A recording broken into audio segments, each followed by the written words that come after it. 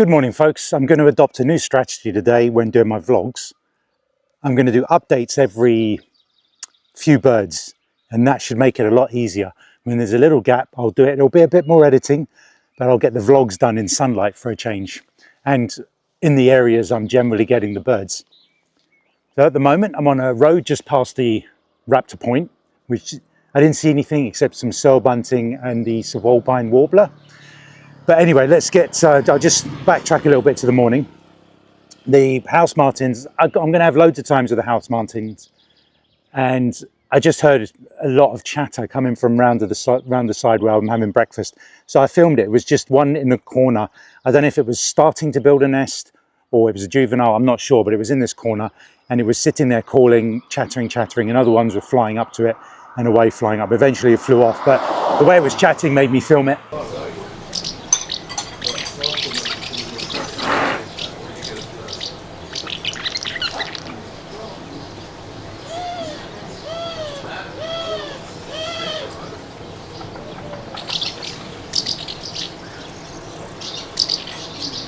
Stopped in to see the owl situation.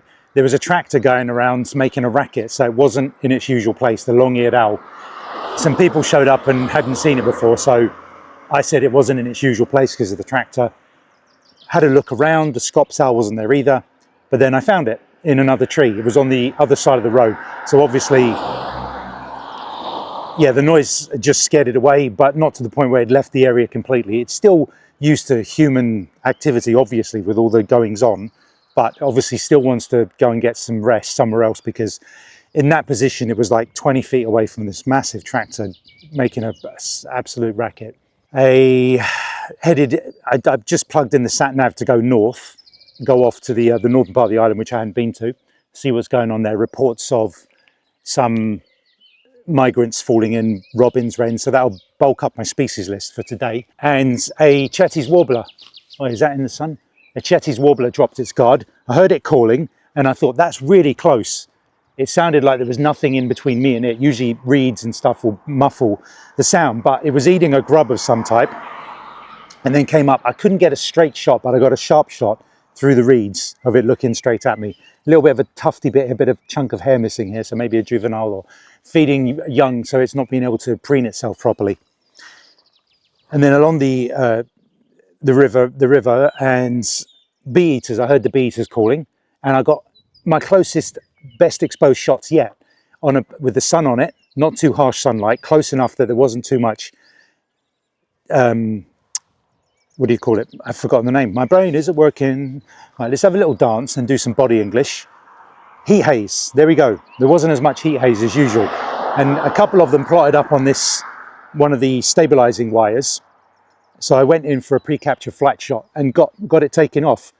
I'm quite happy with those. They're not frame filling by any means, but they're pretty good. A little bit of rolling shutter in there. And then we get to this point.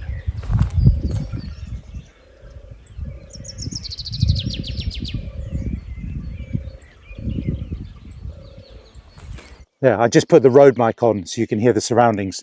I'm in this olive grove, just like I said, north of the Raptor viewpoint. And I did see something on the wire. I always check it, even though 99% of the time it's a collared dove, and it was a turtle dove. So I did a bit of film in the 4K crop, which was so unsteady, but just so you can hear it clearly.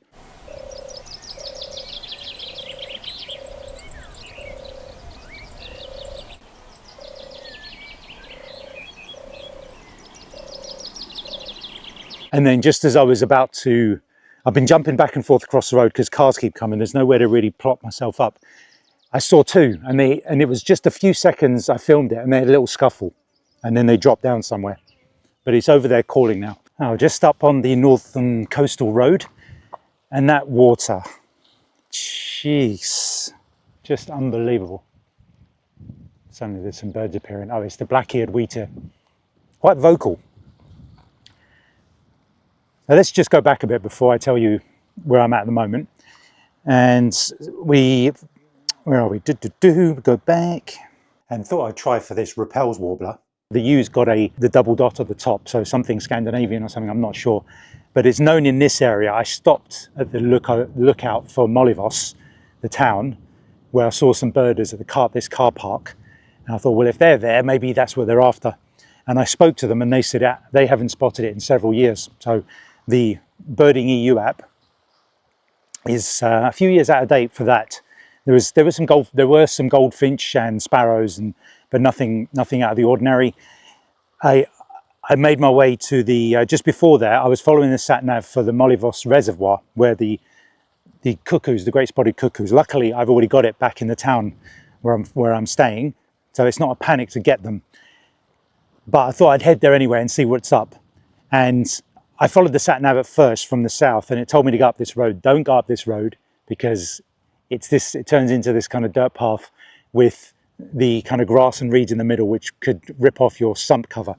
So come out of there. And I asked the birders, I said, is there a proper road into the reservoir? And they said, yeah, go carry on right and right, you can't miss it. So I pulled into the reservoir. Already I wasn't getting a good feeling. A lot of the reservoir's dried up. It's got the plastic covering which holds the water. A lot of it's just kind of folded in, there's grass growing, so it hasn't been full for quite a while as far as I can tell. There were ruddy shell duck in there, all the yellow-legged gulls, and a couple of grey herons. I drove further past the reservoir where it gets a bit more wooded further south, and there were some birders there looking into the field. I assume they're all looking for the cuckoos, and I spoke to a couple who were at my hotel and they hadn't seen them. So at the moment I'm quite chilled out because I've seen the great spotted cuckoo, I've seen the scops, the roller and the Eleonoras, all the main ones I want to see, and all the sort of little ones that people have been after, like the black-headed bunting, the cineris, I think it's called, and the citrulline wagtail and things like that I've got. So it's a bit of a chill day today unless it sort of kicks off. That might be the black-eared wheatear. Now this coastal road here, hold on, I'll keep going. I left the reservoir and my hotel coffee is awful. I could see it coming out, it wasn't very dark, and I tasted it and it was weak, so I poured it away. I thought, okay, I'll get a coffee out. Now I don't want to get the Greek coffee, so I want an Americano. The best bet for that is going to be something like which I saw, an ice cream shop, big ice cream shop with all the loads of chocolate in the Lesvos, on the outskirts of Lesvos, before you turn right to come here. So I recommend this place, super strong coffee. I think that's why I only have one coffee a day, but I think that's probably why I'm only sleeping 6 to 6.5 hours, even though I'm having it earlier in the day. It must be just so strong. I don't realize how much caffeine is in it, but it is, I have to be honest, it's at the moment, the two I've had from the two cafe, the cafe and the ice cream shop have been better than Spanish coffees. They are really rich and thick. I love it. And I love the way they serve it. It always comes with a little glass of water. And the last place, the cafe by the monastery, the St. Ignatius monastery, didn't do this, but these guys gave me a little biscuit. And I don't normally eat cakes or ice cream or any sweet stuff anymore, but why not? It was a nice little almondy thing. And I carried on along the road, and I thought, well, let's go to this coastal road.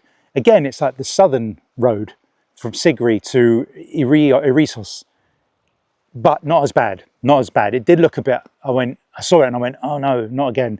But I thought, you know what, after yesterday, this is nothing. So it's kind of quite rough, but just going first gear in some of the places. Most of it's like this, it's not too bad. You'll get a rough bit here and there, and just be careful how you drive through. And you've just got this stunning lookout, and then obviously that's Turkey right there. And we used to see this, I saw this last year from Rhodes, not this point, Rhodes is much further south, but Turkey snakes in and out, and Greek islands are sprinkled in amongst all the sort of big Turkish coves.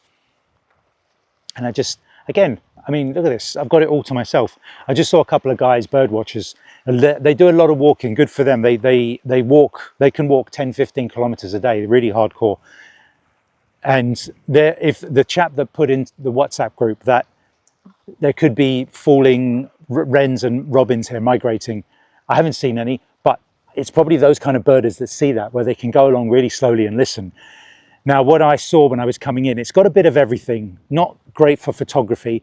I've been stopping at trees, and it's been chaffinch, a big tree full of chaffinch, and a single searle bunting flitting about. There's been the yellow wagtails of various sorts, masked shrike. I missed a photo of that. Black-eared wheatear, corn buntings.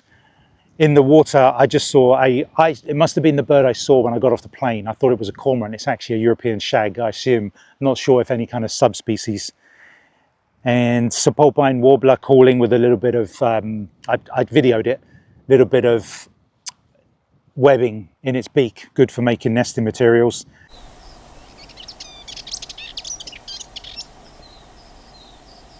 Stone chat on a post, and yeah, by sparrow, loads of sparrows and things like that. So yeah, just another quick update. Keep doing this because sometimes the list gets out of hand when I don't stop often enough. But look at this, this is just all mine. I love this. And that water. I wish I had my swimming costume.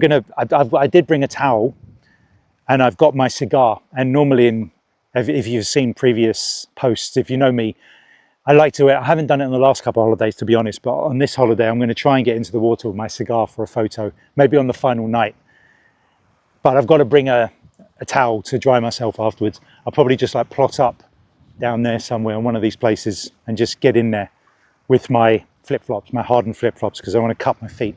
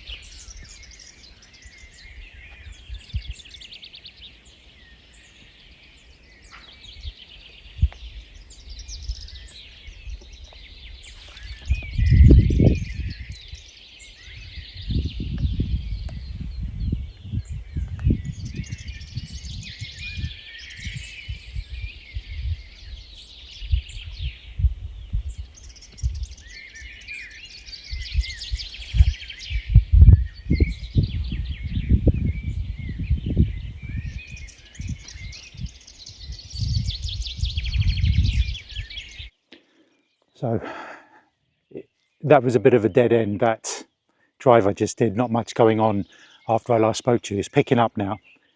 I've just randomly found this quiet spot. It's nicely being covered by clouds, so I've got a good chance of photography. The only problem is I've stumbled on this little flock of crag martins, and they're going under the road. They're flying through and catching bugs, going up. It's given me ample opportunity, although at a high ISO, to get flight shots, and they're okay. They're not bad, especially when it's not up against the sky, and it's with something in the background to make it stand out and give some color in the background. I've seen a jay was making a big racket up there. I couldn't get a photo, but I saw it fly across. The Merlin app also picked it up. There was a rock nuthatch just up there.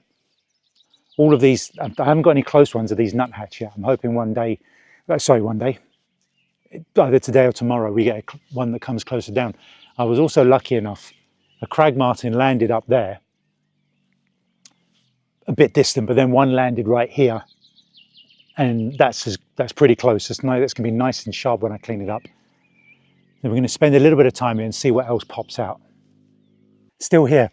I think the reason I like it is because the clouds keep covering the sun, and it's just nice being out of the cab with this lovely light. I mean, there was a point where I was photographing the crag martin when the sun came out, and it did really help with the ISO and getting some nice, crisp, low ISO photos. But yeah, I've been snapping off every time. They come back every sort of 5 minutes and start sweeping round, flying under the road. Some really, really good shots. I was on electronic shutter mode, but then I started getting some rolling shutter and rolling background. The background being slightly distorted, so went to the slower first curtain sync, and I did a bit better. But these two, I wish there would have been some color or rocks behind them, but these two together, pretty much bang on, both of them being sharp. It's fantastic with their beaks open. Really happy with that. I'm having an amazing time here. And yeah, they flew around and they landed in this big rock. I'm just keeping a hand on my camera in case something goes wrong. Landed on that rock there. Perfect for video. So I snapped up some photos, both of them sharp. It looked like a pair. a male and female. Anyway, here's the footage, first in 4K standard and then in 4K crop so I could get in closer.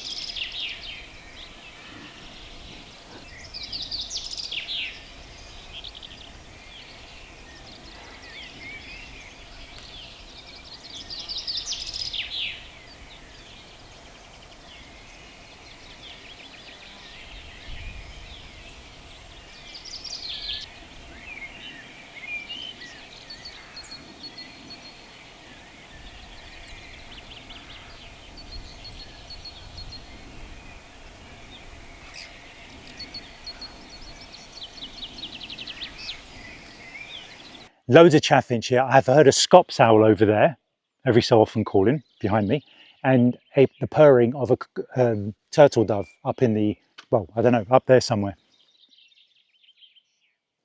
What else? There's a black-eared wheatear up there. It's been up there for a while. I haven't seen the nuthatch in a while. The first time I saw it was up on the left. Haven't seen it again. Haven't seen the Eurasian wren again. I was hoping it was a subspecies, but apparently Merlin says it's just a standard Eurasian wren. I've heard a subalpine warbler on this tree, and blackbird down there. Yeah, the calls are mostly the same birds, blue tits, great tits. But I'm enjoying this. I'm enjoying just having my little bit of, here come the Crag martin. Don't know if you can see them. Those might be swallows. No, not Crag martin, those two are swallows. But a car's coming down, it's going to ruin my audio. I just passed this random pond on the side of the road heading back. I put in Matochi Lake to head back towards the hotel area and just saw this place and thought, okay, I'll just pull in, get the bins out and scan the edges to see if anything's going on. So drove in from the road, got to about here, was just looking, and then I saw it was immediately my brain clicked a little bit, and luckily I had my settings for flight shots, and I got off a shot and it's okay. You can see a tiny bit of blur and heat haze, but that's pretty good. And I saw another one, they went into the reeds on this side. So, okay, there's something in there, and I told the group and turned around and came back and sort of, yeah, started moving along here. And a purple heron flew in. Awesome. So from the car, I was able to film it. And just as I started filming, the clouds came over and just diffused the light. So there was minimal heat haze. Excellent. And it just wandered all the way around. I was hoping it might grab a fish or something. It looked like it was always going to do something, like it was looking up the tree, looking over there, but it kind of never went for anything. So it's around now at the other side of the reeds and maybe going for frogs or something, I don't know. And as I was just looking, I saw the shape of something on like a little bit of land in front of the reeds there. And there was a little thing like that. And it was one of the little bitterns. So I fired off loads of shots until one got through the heat haze. It was relatively sharp. And then it took off. And I thought, again, it flew in front of the reeds. So there was nothing from my camera to hunt back and forwards for. So hopefully, even just focusing on the reeds, it would have got the bird. And it did. I've just had a look at the images.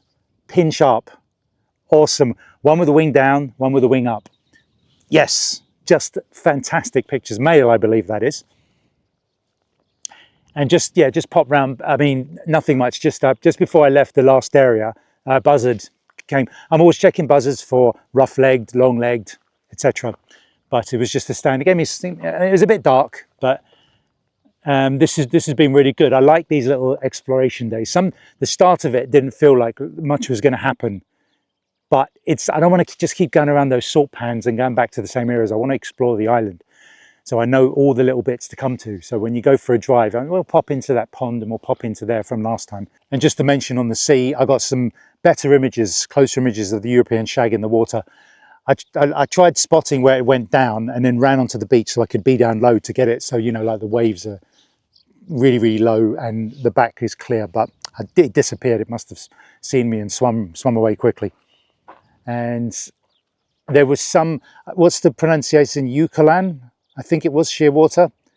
This is some really dodgy 4K crop, heat hazy, distant, focusing off of this bird. So I put it down as I might have got it in Menorca, so it won't be a lifer, but it'll be just a bit of record shot for a proper seabird. Anyway, right, okay, we're moving on. Oh, that was hilarious. I was talking to a birder today, and I told him I'd gone to the petrified forest yesterday, but it was closing in an hour, so I didn't go in. And he said, "Did you see the little owl? You don't have to go into the forest and pay the admin fee. It's on the outside." And he told me, and I'm like, oh, I would have liked to have added that to my list. And on the way down from the north today, just, well, an hour ago, grey wagtail, yellow wagtail. Oh. I thought, you know what, I should start stopping at buildings and looking in my bins at just around the edges and just scanning them and get a little owl. And probably 5 minutes later, I was going through this village. I just happened to look up at a chimney and there's a little owl in the chimney. I couldn't believe the timing. I swear, a lot of the time on this holiday, it's almost if it's not, I'm not saying it's a wind up, but the luck has just been like, it's almost like someone's been helping me out, you know. I just can't believe how lucky. But what happened was I took some shots when I saw it. I had to lean out of the car. I had to grab them quickly. A car was coming the other way. It was a bottleneck, so I had to reverse back and get out of their way. But I knew by the time I'd done that, it would have probably gone. And sure enough, that's what happened. But luckily, I got the photos first. It's a shame it's facing to its right, my left, because I would have liked the eyes. But when I look back up, I don't know where it had gone. I don't know if it had gone in the chimney or flown off. Anyway, touch, 4 owls here. Excellent. So I just went into this restaurant and said, I just want something for takeaway. They spoke very, very little English. There were no customers in any of the restaurants. About 4 or 5 all facing each other. And she said, "Was it lamb?" And I said, "Yeah, lamb's good, lamb." And to go some bread or something. She said, yeah. And she made a table for me. And I went, okay, all right, I'll sit here, making a table, maybe just being polite. And brings out some bread and my drink I asked for in a basket. And I'm like, okay, this isn't takeaway, is it? Or is this just to keep me, you know, fed with a little snack before the main meal is prepared? I heard all the grilling and all that. I swear I was sitting there 15 minutes. The whole point of me going to eat something quickly was so I could get birding quicker. Back, you know, I've only got like 2 hours of the day left. Eventually it came out. It was, it was giant. Look at this. Give me a massive bowl of Greek salad, 4 or 5 lamb chops, aubergines, and chips, and pita bread as well. And you know what? I ate it all, except I've the big loaf. I've just put a bit of a tissue around it. And if I'm at home tonight and I'm a little nibbly, which I'm sure I won't be after all that, you know, I don't waste it. But I'm not feeling stuffed or anything. I think because I've been quite busy. And I've not eaten a massive amount of food today. But anyway, yeah, just, oh, there goes a black stork. I was driving along the road here and I just saw some birds, a big flock of them. And I think there's like 10 or 12 grey heron. I also think back, I'm going to have to turn around and go back. I'm going to have a quick look in hide 1 and just keep you out of the sun there. Hide 1 and just check the horizon. I'm going to be like a headless chicken for the next sort of day and a half while I try and get as many species in as possible, because today's been very light on the species count.